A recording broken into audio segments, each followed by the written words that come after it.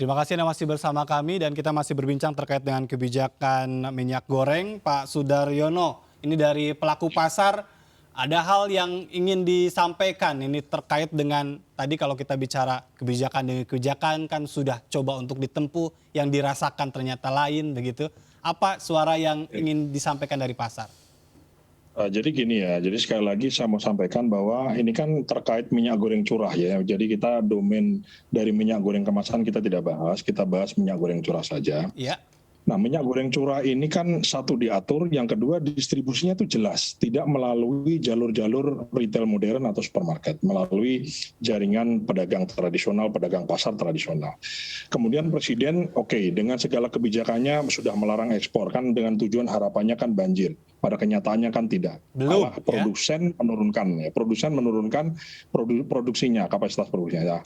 Kalau menurut kami ini kan pasar itu adalah milik dari pemerintah ya, pasar tradisional itu adalah milik pemerintah daerah, kabupaten, kota, bahkan ada pasar induk di provinsi ya.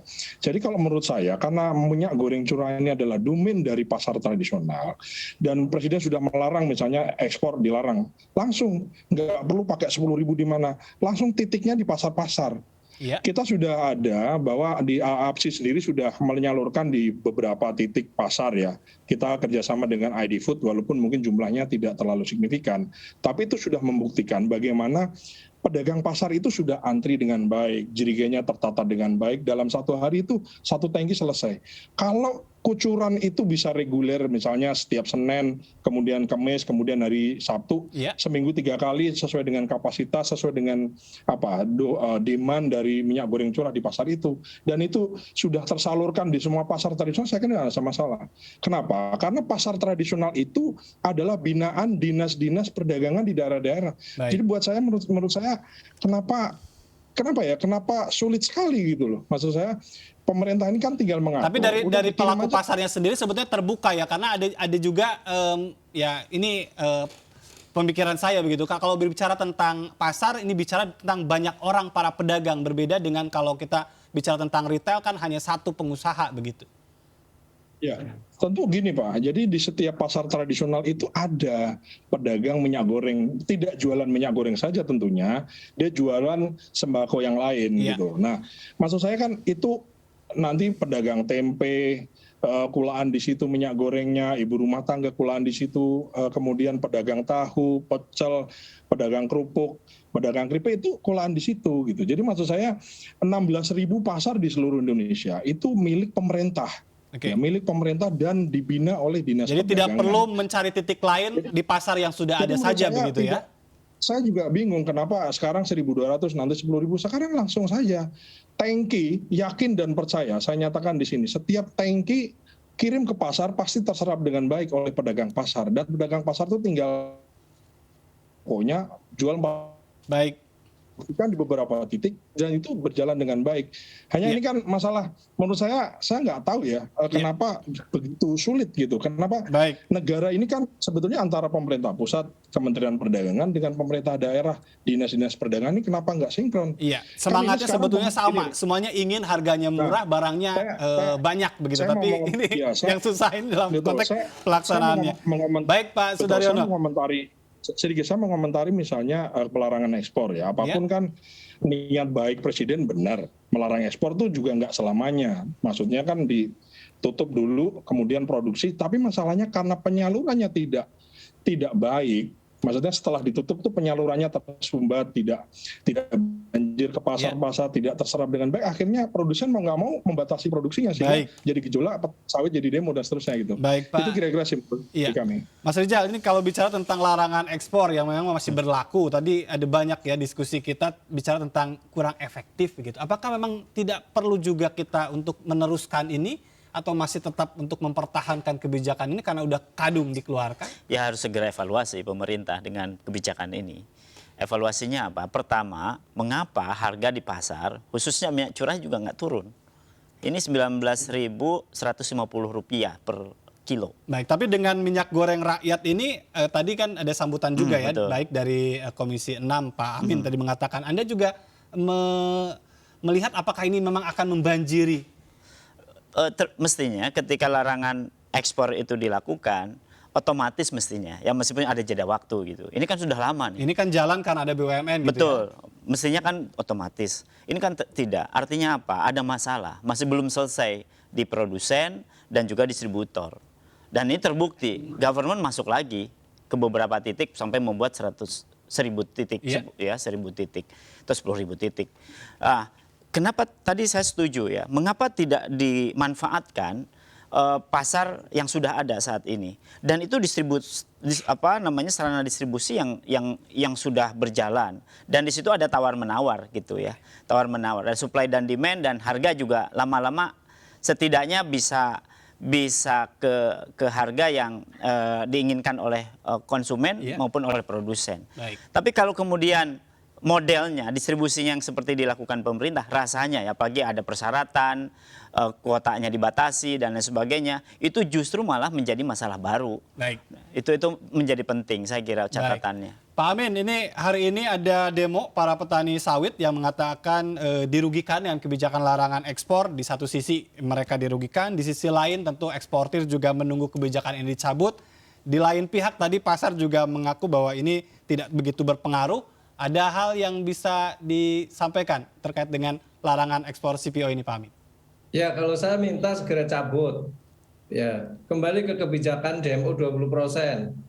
Ya, tapi pemerintah jangan berkhianat atas kebijakannya sendiri, seperti yang dilakukan oleh Dirjen Daklo itu yang sudah ditangkap itu. Bagaimana kebijakan akan berjalan kalau pejabat publik kita yang mestinya mengawal dan nantinya memberi sanksi terhadap para pelanggar, malah dia yang melanggar gitu. Iya. Nah, ini repot itu. Dan tadi disampaikan oleh Pak Ketut kerjasama juga dengan orang lain gitu kan ya? Kerjasama dengan mafia-mafia itu. Yang berikutnya, kalau perlu terapkan windfall profit tax ya. Karena ini keuntungan sedang besar-besarnya, tingkatkanlah pungutan ekspor kepada para ekspor. Mereka nggak keberatan gitu. Iya. Nanti dana itu bisa digunakan untuk mensubsidi minyak goreng curah ini. Jadi subsidi ini jangan diambilkan dari APBN, dengan BLT dari APBN. APBN kita ini sudah megap-megap sekarang. Bahkan Bu Sri Mulyani mengatakan mau membuat profil yang berbeda terkait dengan APBN kita karena memang kondisinya megap-megap. Baik. Nah, kalau subsidi diambilkan dari pungutan ekspor yang dihimpun oleh BPDPKS itu, saya kira ini adil begitu loh. Dan saluran distribusi, saluran distribusi ini satu yang sangat teknis ya. Pemerintah memiliki perangkat yang lengkap dari pusat sampai ke daerah. Tadi Mas Sudaryono juga sudah menyampaikan itu. Tapi kalau pemerintah bermain akrobat seperti sekarang, ya nggak pernah selesai krisis ini gitu. Saya kira itu, Mas. Baik, ada satu segmen lagi. Nanti kita akan closing statement di segmen berikutnya. Kita harus jeda terlebih dahulu. Pemirsa jangan kemana-mana, tetap bersama kami di MNC News Prime.